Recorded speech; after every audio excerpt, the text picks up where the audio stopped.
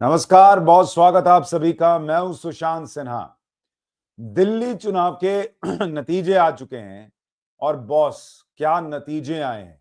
Exit poll जब ऐसे आंकड़े बता रहा था तो लोगों को लग रहा था नहीं यार कैसे होगा क्या होगा, लेकिन नरेंद्र मोदी की महाजीत की खबर है। अरविंद केजरीवाल अपने गढ़ में हार गए हैं और क्या अब अरविंद केजरीवाल की पार्टी टूट जाएगी? आगे केजरीवाल का पॉलिटिकल करियर अब कहां जाएगा? पंजाब में भी सरकार गिर जाएगी क्या? आज बहुत सारे ऐसे प्रश्न हैं। मिल्कीपुर में बीजेपी ने इतिहास कैसे रच दिया? वहां क्या हुआ है? मोदी योगी ब्रांड कितना मजबूत हुआ है और दिल्ली में बीजेपी की जीत की वजह क्या है? आज आपको सब समझाऊंगा इस वीडियो में। लेकिन आगे बढ़ने से पहले दिल्ली में अरविंद केजरीवाल की हार और बीजेपी की प्रचंड जीत पर आपकी सोच क्या है? जरूर कमेंट करके बताइएगा कि क्यों केजरीवाल की हार हुई, आपको क्या लगता है? आपका कमेंट बड़ा इंपॉर्टेंट है। लेकिन पहले जरा इसको देखिए। अभी तक की जो खबर है, जिस वक्त मैं ये वीडियो बना रहा हूं, बीजेपी 48 सीटों पर आगे है, इसमें से कुछ वो जीत चुकी है। आम आदमी पार्टी 22, कांग्रेस का फिर खाता नहीं खुला है और अन्य शून्य पर। बीजेपी 48 बॉस, ये मैसिव है क्योंकि ये वो बीजेपी है जो 27 साल से दिल्ली में सत्ता से बाहर थी। नरेंद्र मोदी ने इस बार क्या मैजिक किया है आपको बताऊंगा। लेकिन जो लोग ये कह रहे थे 240 सीटें देखने के बाद लोकसभा चुनाव की कि अरे मोदी ब्रांड खत्म हो गया, ब्रांड मोदी तो अब खत्म हो गया, मोदी कमजोर पड़ गए, बॉस हरियाणा, महाराष्ट्र और अब दिल्ली की ऐतिहासिक जीत ने साबित कर दिया है कि मोदी खत्म होने वालों में से नहीं है, मोदी खत्म करने वालों में से है। और इसलिए अगर आप देखेंगे कि जो कांग्रेस पार्टी इस वक्त शून्य सीट पर है, दिल्ली में 3 बार से उसका खाता नहीं खुला है, उसके लिए ऐसे मीम घूम रहे हैं, लोग सोशल मीडिया पे डाल रहे हैं, जरा जीरो चेक कर लो सर। वो पेट्रोल पंप पे आप जाइए तो लोग कहते नहीं कि पेट्रोल डालने के सर एक बार जीरो चेक कर लीजिए। तो राहुल गांधी को लोग वैसे ही बनाकर मीम में डाल रहे हैं कि वो भी जीरो ही चेक करवा सकते हैं। जिस तरह से कांग्रेस का नंबर आता है, जीरो चेक कर लो सर, ये राहुल गांधी के लिए लोग कह रहे हैं। लेकिन कांग्रेस पार्टी का जीरो इंपॉर्टेंट है या राहुल गांधी पॉलिटिक्स के जीरो साबित हो रहे हैं, ये भी बड़ा प्रश्न है, उस पर आऊंगा। लेकिन उससे पहले आपको दिखाता हूं कि प्रधानमंत्री नरेंद्र मोदी ने बीजेपी की इस प्रचंड जीत पर क्या पहला रिएक्शन दिया है। उन्होंने कहा कि जनशक्ति सर्वोपरि, विकास जीता, सुशासन जीता। दिल्ली के अपने सभी भाई बहनों को बीजेपी के को ऐतिहासिक जीत दिलाने के लिए मेरा वंदन और अभिनंदन। आपने जो भरपूर आशीर्वाद और स्नेह दिया है उसके लिए आप सभी का हृदय से बहुत बहुत आभार। दिल्ली के चौतरफा विकास और यहाँ के लोगों का जीवन उत्तम बनाने के लिए हम कोई कसर नहीं छोड़ेंगे, ये हमारी पार्टी की गारंटी है। इसके साथ ही हम यह भी सुनिश्चित करेंगे कि विकसित भारत के निर्माण में दिल्ली की अहम भूमिका हो। मुझे बीजेपी के अपने सभी कार्यकर्ताओं पर बहुत गर्व है जिन्होंने इस प्रचंड जनादेश के लिए दिन रात एक कर दिया। अब हम और भी अधिक मजबूती से अपने दिल्ली वासियों की सेवा करते रहेंगे। यानी पीएम मोदी ने एक बार फिर अपने कार्यकर्ताओं की तारीफ की। एक तरफ जब रिजल्ट आ रहा था तो प्रियंका वाड्रा से किसी ने पूछा कि क्या हो रहा है, कांग्रेस जीरो पे है, आम आदमी पार्टी हार रही है, तो बोली कि हम अभी रिजल्ट देखे ही नहीं। ये 11 बजे के आसपास की बात होगी, ये तो इनका नेतृत्व है। राहुल गांधी का तो अभी कोई रिएक्शन ही नहीं आया, वो अभी शून्य में ही कहीं विचरण कर रहे होंगे कि किस पे आरोप लगाना है। लेकिन अरविंद केजरीवाल का पहला रिएक्शन आया है और वो भी सुनना बड़ा दिलचस्प है। उसके बाद बताता हूं कि अरविंद केजरीवाल आखिर ये चुनाव हारे क्यों और क्या आम आदमी पार्टी टूटेगी या नहीं टूटेगी। एक बार केजरीवाल का पहला रिएक्शन हार के बाद। आज दिल्ली के चुनाव के नतीजे आए हैं और जनता का जो भी निर्णय है, जनता का जो भी फैसला है, उसे हम पूरी विनम्रता के साथ स्वीकार करते हैं। जनता का निर्णय सर माथे पर। मैं भारतीय जनता पार्टी को इस जीत के लिए बहुत बहुत बधाई देता हूं और मैं उम्मीद करता हूं कि जिस उम्मीद के साथ और जिस आशा के साथ लोगों ने उनको बहुमत दिया है, वो उन सभी उम्मीदों और आशाओं पे पूरा उतरेंगे। हमने पिछले 10 साल में जनता ने जो मौका दिया हमें, उन 10 सालों में हमने बहुत सारे काम किए। शिक्षा के क्षेत्र में, स्वास्थ्य के क्षेत्र में, पानी के क्षेत्र में, बिजली के क्षेत्र में और भी अलग अलग तरीके से लोगों को राहत पहुंचाने की कोशिश की उनकी ज़िंदगी में, और दिल्ली के इंफ्रास्ट्रक्चर को भी हमने सुधारने की कोशिश की। अब जो जनता ने हमें निर्णय दिया है, हम न केवल एक कंस्ट्रक्टिव ऑपोजिशन का रोल निभाएंगे, बल्कि हम समाज सेवा, जनता के सुख दुख में काम आना, व्यक्तिगत तौर पे जिसको भी जो ज़रूरत होगी, हम लोगों के सुख दुख में हमेशा काम आएंगे, क्योंकि हम राजनीति में कोई सत्ता के लिए नहीं आए। हम राजनीति को एक जरिया मानते हैं जिसके जरिए जनता की सेवा की जा सके, जिसके जरिए लोगों के सुख दुख में काम आया जा सके। वो काम हम करते रहेंगे और हमें आगे भी इसी तरह से जनता के सुख दुख में काम आना है। मैं आम आदमी पार्टी के सभी कार्यकर्ताओं को बहुत बहुत बधाई देना चाहता हूं। वो बहुत शानदार चुनाव लड़े, बहुत मेहनत की, उन्होंने बहुत कुछ सहा इस पूरे चुनाव के दौरान। उन्होंने बहुत शानदार चुनाव लड़ा, इसके लिए मैं उन सबको, सभी कार्यकर्ताओं को बहुत बहुत बधाई देना ये अरविंद केजरीवाल का पहला रिएक्शन है। इसमें कम से कम इतना दिखता है कि अरविंद केजरीवाल कांग्रेस एंड टीम की तरह ईवीएम पे का रोना नहीं रो रहे हैं, चुनाव आयोग पे ठीकरा नहीं फोड़ रहे हैं, और एक सधे हुए नेता के तौर पर उन्होंने जिम्मेदारी ली कि भाई हम हार गए हैं और हम पब्लिक के लिए काम करेंगे, एक अच्छे ऑपोजिशन की भूमिका निभाएंगे। यहीं से अरविंद केजरीवाल राहुल गांधी की पॉलिटिक्स से अलग हो जाते हैं। उनको समझ में आ रहा है कि भाई पब्लिक का सेंटिमेंट मेरे साथ नहीं है, यहां से कोर्स करेक्शन करना पड़ेगा, और ईवीएम का रोना रोने और चुनाव आयोग ने ये कर दिया वो कर दिया, अब इसका टाइम गया। अब और इसको बोल के भी कोई मतलब नहीं, क्योंकि उनको पता है कि ये सच्चाई नहीं है। इसलिए उन्होंने बहुत शालीनता से कहा कि भाई मैं स्वीकार करता हूं, मनीष सिसोदिया भी 600 वोट से आ रहे हैं, लेकिन उन्होंने किसी पे ठीकरा नहीं फोड़ा कि भाई इसकी वजह से हो गया, उसकी वजह से हो गया। खैर, आज देखिए हुआ क्या। अरविंद केजरीवाल अपना चुनाव हार गए, सतेंद्र जैन हार गए, मनीष सिसोदिया हार गए। आप देखिए कि तीनों बड़े नेता जो जेल गए थे वो सब अपना चुनाव हार गए। तो कई लोगों का यह भी मानना है कि भाई ये जो करप्शन के आरोप लगे उसका डेंट लगा अरविंद केजरीवाल पर। एक बड़ी वजह यह रही कि अरविंद केजरीवाल की हार हुई है। दूसरी एक बड़ी वजह जो लोग मानते हैं कि भाई इस बार बीजेपी ने एक बड़ा स्ट्रैटेजिक तौर पर गेम खेला और उन्होंने ये किया कि वो भी फ्रीबीज लेकर चले आए। अब इसके लिए बीजेपी की आलोचना हो सकती है, लेकिन बीजेपी का कहना था कि भाई हम इसलिए लाएं क्योंकि लोकसभा में तो हम 7 की 7 सीट जीत जाते हैं, यहां केजरीवाल जो है वो हमको बार बार जबरदस्त हरा देते हैं क्योंकि उनके पास फ्रीबीज है, हमारे पास फ्रीबी नहीं होता। तो बीजेपी फ्रीबी लेकर आई, कांग्रेस और बड़ी फ्रीबीज लेकर आई। तो पब्लिक के सामने केजरीवाल की मुफ्त की योजनाएं, कांग्रेस की मुफ्त की योजनाएं और बीजेपी की मुफ्त की योजनाएं थी। बीजेपी को बड़ा फायदा हो गया ब्रांड मोदी का, मोदी है तो मुमकिन का, क्योंकि जो झुग्गी झोपड़ी में रहने वाले लोग हैं से लेकर मिडिल क्लास तक, हर किसी को मोदी है तो मुमकिन है इस नारे पर भरोसा है। इसलिए मुफ्त में तो सब दे रहे थे, लेकिन कौन वाकई में सुधार भी करेगा, बेहतर सेवा देगा, मुफ्त में देगा या नहीं देगा, इसकी गारंटी नरेंद्र मोदी का नाम बन गया। और इसीलिए अब मैं कह रहा हूं कि ब्रांड मोदी आज भी इंटैक्ट है, जो ब्रांड केजरीवाल पर भारी पड़ गया जब फ्री की सेवाएं या दूसरी सेवाएं देने की बात आई। लोगों को यह भी लगा कि भाई कांग्रेस को 15 साल ट्राई किया, अरविंद केजरीवाल को 10 साल 11 साल देख लिया, अब सेंटर और दिल्ली में एक सरकार रखकर देख लेते हैं कि बीजेपी कैसा काम करती है, सड़कें बनती हैं नहीं बनती हैं, नालियां साफ होती हैं या नहीं होती हैं, यमुना साफ होती है या नहीं होती है। और बीजेपी अगर यमुना साफ कर देगी तो ये बहुत बड़ी बात होगी।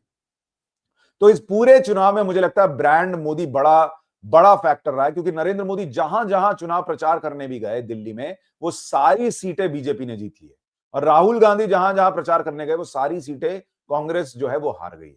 तो अपने आप में दिखाता है कि दोनों नेताओं में कितना बड़ा फर्क है। दूसरा एक बड़ा अंतर जो मुझे लगता है कि ये भ्रष्टाचार का आरोप लगा केजरीवाल पर, वो तो है ही, शीश महल का बड़ा इंपैक्ट रहा, क्योंकि अरविंद केजरीवाल की छवि एक ऐसे नेता की थी जो पॉलिटिक्स बदलने आए थे। शीश महल का जब आरोप लगा तो उस छवि को डेंट लगा, और अरविंद केजरीवाल ने अलग अलग इंटरव्यूज में इस बार शीश महल पर माफी मांगने के बजाय उन्होंने उसको डिफेंड किया। मुझे लगता है अगर अरविंद केजरीवाल माफी मांग लेते, जैसे वो कई चीजों के लिए मांगते हैं, या उन्होंने इसी चुनाव में कहा कि फलाना फलाना काम हम नहीं कर पाए, आगे कर देंगे, उसी तरह से अगर वो शीश महल पर माफी मांग लेते कि ठीक है बीच में मैं थोड़ा सा डिरेल हो गया था और मैंने ये काम कर दिया, लेकिन मुझे लगता है मैंने गलत किया, अब मैं शीश महल में नहीं रहूंगा। अगर केजरीवाल शीश महल को डिफेंड करने और ये कहने के बजाय कि उसके कागज गलत थे, ये था वो था, अगर उन्होंने अपनी गलती मानकर स्वीकार कर लिया होता इसको, तो मुझे लगता है वो बहुत हद तक एक बड़ी पॉलिटिकल स्ट्रैटेजी के तहत लोगों के गुस्से को कम कर पाते और इस रिजल्ट को बेहतर कर पाते। तो कई लोगों का यह मानना है कि शीश महल ने भी अरविंद केजरीवाल को डेंट दिया है। आपकी राय क्या है जरूर बताइएगा। लेकिन एक और जो अरविंद केजरीवाल को नुकसान पहुंचाया, और वो पहुंचाया कांग्रेस पार्टी।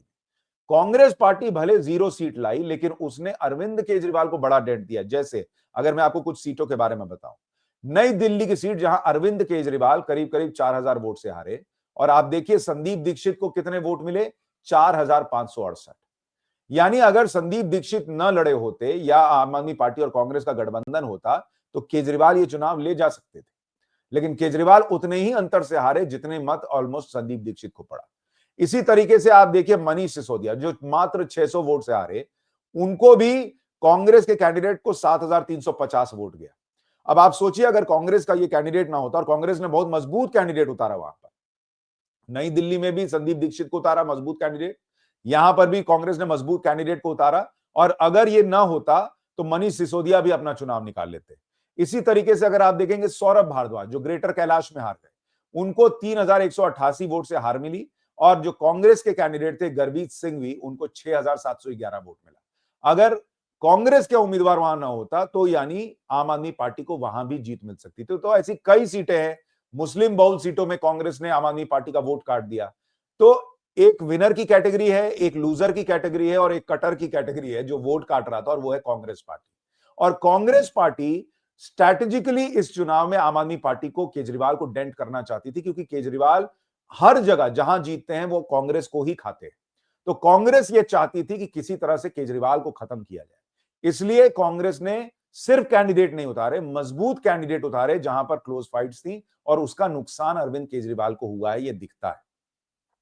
लेकिन ऐसे में एक बड़ा सवाल यह भी है कि भाई अब जैसे ये देखिए, ये अवध ओझा हार गए, ये अवध ओझा पटपड़गंज की सीट से लड़ रहे थे, लेकिन जिस तरह की ये बातें कर रहे थे वो लोगों को पसंद नहीं आया, और वहां पर रविंद्र नेगी जो बीजेपी के कैंडिडेट हैं वो चुनाव जीत गए। तो कई बड़े बड़े नाम जो है वो हार गए हैं। सिर्फ एक बड़ा नाम आतिशी का है, जिन्होंने रमेश बिधूड़ी को बहुत कुछ 100 के अंतर से हरा दिया, नहीं तो लगभग सारे बड़े नेता जो है वो आम आदमी पार्टी के हार गए। एक अमानतुल्लाह खान ने भी अपनी सीट ओखला वाली बचा ली, वरना बाकी के हार गए। तो केजरीवाल को मुझे लगता है कि नुकसान तो हुआ है, ब्रांड मोदी और मजबूत हुआ है। ब्रांड मोदी मजबूत होने का मतलब है कि भाई जो ऑपोजिशन है, अब यहां से सीधा अगला चुनाव बिहार का है साल के अंत में, तब तक कोई रोकने टोकने वाला नहीं है, कोई ब्रांड मोदी पर सवाल उठाने वाला नहीं है, बड़े फैसले होंगे, देश में एक मजबूत सरकार चलेगी, कोई हिलाने वाला नहीं है। राहुल गांधी का मामला, कांग्रेस का मामला ऑलरेडी खत्म है, वो बिहार में भी हारेंगे, लिख के ले लीजिए, यानी वहां पर भी कांग्रेस और खत्म होगी। और जिस तरह से कांग्रेस ने इस बार अरविंद केजरीवाल की पार्टी के वोट काटे हैं, मुझे लगता है ममता बनर्जी, अखिलेश यादव और अरविंद केजरीवाल, ये तीन लोग मिलकर जो है वो राहुल गांधी के खिलाफ मोर्चा खोलेंगे कि ये लोग चुनाव जीतते नहीं है और ये हमारा वोट काटते हैं, हमको नुकसान करते हैं, या तो ये लड़ना छोड़ें या साथ रहना है तो तय कर लें कि कहां कितनी सीटों पर लड़ना है, अभी डिसाइड करो। तो मुझे लगता है कि इंडी अलायंस के भी आखिरी सांसें ऑलरेडी चल रही थी, वो वेंटिलेटर पे था, हो सकता है दम भी तोड़ दे, और राहुल गांधी को एक तरह से बहुत बड़ा विरोध झेलना पड़ सकता है, क्योंकि वो डिलीवर कर नहीं पा रहे। अब उनकी पार्टी में जो है वो ये गुलामी की मानसिकता है कि गांधी परिवार ने जो कर दिया कह दिया, कोई सवाल नहीं उठाएगा, लेकिन बाहर ऐसा होता नहीं। तो ये इस बार राहुल गांधी के लिए भारी पड़ सकता है। एक और चीज ध्यान रखिए, अरविंद केजरीवाल के लिए सिल्वर लाइनिंग ये है कि जब कांग्रेस यहां पर दिल्ली में चुनाव लड़ी तो उसका वोट प्रतिशत बहुत नहीं बढ़ा है, वही डबल डिजिट में भी नहीं गया है, और उसकी सीटें भी नहीं बढ़ी हैं। यानी अरविंद केजरीवाल के लिए अच्छी बात यह है कि उनकी पार्टी को अभी भी 20s में सीटें हैं, और यहां से वो वापसी के लिए मेहनत करेगी तो हो सकता है आगे कुछ कर पाए, क्योंकि कांग्रेस का रिवाइवल नहीं हो रहा है। नंबर 2 की पार्टी अभी भी अरविंद केजरीवाल की पार्टी है। अगर बीजेपी, कांग्रेस और फिर अरविंद केजरीवाल की पार्टी आप हो जाती तो फिर यह माना जा सकता था कि केजरीवाल के लिए रिकवरी बहुत मुश्किल होगी। लेकिन यहां से केजरीवाल फिर भी प्रयास करें तो संभव है कि वो कांग्रेस को रौंद दें और ऊपर आ जाए। अब सवाल है कि क्या केजरीवाल की पार्टी टूट जाएगी और क्या पंजाब की सरकार गिर जाएगी? देखिए, मुझे लगता है कि केजरीवाल का जो पहला रिएक्शन आया है वो अपने आप में दिखाने के लिए काफी है कि केजरीवाल बहुत सदी हुई पॉलिटिक्स अब यहां से करने वाले हैं। उनको समझ में आ गया है कि जो चीजें उन्होंने की, जो चीजें उन्होंने लाइटली ली, वो जनता ने स्वीकार नहीं किया, और उनको यह भी पता है कि कांग्रेस और बीजेपी दोनों आम आदमी पार्टी को खत्म करना चाहते हैं, क्योंकि दोनों को यह सूट नहीं करता। इसलिए अरविंद केजरीवाल, मुझे लगता है कि इस वक्त अपनी पार्टी को इंटैक्ट रखने के लिए हर संभव प्रयास करेंगे। कुछ लोग कह रहे हैं कि केजरीवाल पंजाब के सीएम बन जाएंगे, मुझे नहीं लगता केजरीवाल ऐसा ब्लंडर करेंगे, ये पॉलिटिकल ब्लंडर होगा। और केजरीवाल अगर कोर्स करेक्शन कर ले और यहां से पंजाब में जो उन्होंने वादे किए वो पूरा करना शुरू कर दें, तो उनके लिए मौका है कि वो पंजाब में एक बेहतर गवर्नेंस का मॉडल देकर अपने आप को फिर से दिल्ली के लिए तैयार करें और देश के दूसरे हिस्सों के लिए तैयार करें। तो जैसे बीजेपी ने 240 सीट जीतने के बाद अपना रास्ता सुधारा था, अगर केजरीवाल वैसा कर पाए तो केजरीवाल कमबैक करने की स्थिति में शायद आ सकते हैं। लेकिन फिलहाल जो है केजरीवाल के लिए मुश्किलें बढ़ेंगी। मुझे लगता है उनकी पार्टी को तोड़ने का प्रयास जरूर होगा। उनके विधायकों को खींचने का प्रयास जरूर होगा। पिछली बार स्थिति यह थी कि भाई अरविंद केजरीवाल जेल भी गए, तब भी पार्टी उस तरह से नहीं टूटी क्योंकि दिल्ली में सरकार थी। इस बार केजरीवाल के लिए दिक्कत यह है कि दिल्ली में सरकार भी नहीं है और केजरीवाल खुद भी हार गए हैं, तो कहीं उनकी पार्टी में जो है वो लोग इस घबराहट में कि अब पार्टी का क्या होगा, क्या केस होगा, नहीं होगा, इधर उधर जाना ना शुरू कर दे। दूसरी बात, केजरीवाल के लिए एक चीज फिर भी अच्छी है कि वो तो हारे ही हैं, लेकिन उनकी पार्टी के सारे बड़े नेता भी हार गए, तो कोई नेतृत्व को लेकर सवाल खड़ा करने वाला नहीं है, क्योंकि तुम खुद हारे हुए हो तो क्या केजरीवाल से सवाल पूछोगे। तो मुझे ऐसा लगता है कि केजरीवाल की पार्टी को तोड़ने का प्रयास होगा। थोड़े बहुत लोग इधर उधर जाने का प्रयास कर सकते हैं, लेकिन केजरीवाल की पॉलिटिक्स को अभी ही खत्म मान लेना मुझे लगता है जल्दबाजी होगी। केजरीवाल बहुत शातिर दिमाग से सोचते हैं, एक सधे हुए नेता के तौर पर सोचते हैं और वो कमबैक के लिए जरूर प्रयास करेंगे। आपकी राय क्या है? क्या उनकी पार्टी टूटेगी और पंजाब में सरकार गिरेगी? जरूर बताइएगा। लेकिन इस बीच एक और बड़ी खबर आपको बता दूं कि मिल्कीपुर में, जो अयोध्या की मिल्कीपुर सीट है, वहां बीजेपी ने प्रचंड जीत हासिल की है। वहां पर अवधेश प्रसाद के जो बेटे हैं, उनको चंद्रभान पासवान ने अजीत प्रसाद को 53,929 वोट से हरा दिया है। अब जैसे केजरीवाल ने तो हार स्वीकार कर ली, लेकिन अखिलेश यादव और उनकी पार्टी छाती पीट रहे हैं कि चुनाव आयोग ने मिलकर हरवा दिया और प्रशासन ने हरवा दिया। अगर चुनाव आयोग और प्रशासन ऐसे हरवा सकता है तो फिर तो मान के चलिए कि भाई योगी 2027 जीत गए, फिर चुनाव मत लड़िएगा। लेकिन चुनाव भी लड़ना है और गाली भी देना है, ये इन लोगों का हिसाब है जो कि चल रहा है। और इसलिए मैंने कहा कि अरविंद केजरीवाल कम से कम इनसे तो अलग निकले।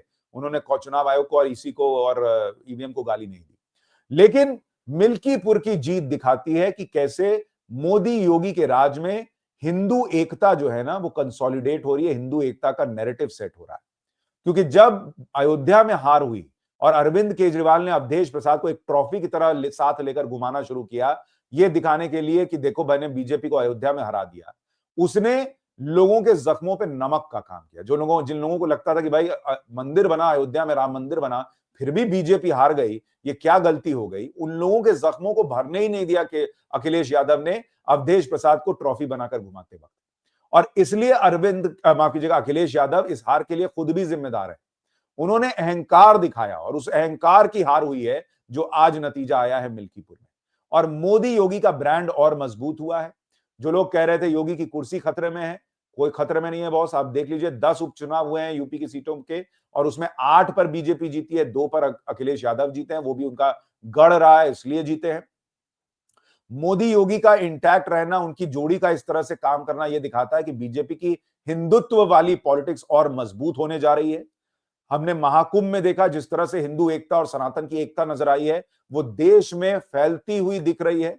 और इसलिए आने वाले सालों में हिंदुत्व का परचम लहराएगा, इसकी भी पूरी उम्मीद है। सनातन का परचम लहराएगा, इसकी भी पूरी उम्मीद आज मिल्कीपुर के नतीजों से साफ हो गई। आपकी राय क्या है इन नतीजों को लेकर? कमेंट करके जरूर बताइएगा। वीडियो को लाइक और शेयर कीजिएगा। नमस्कार।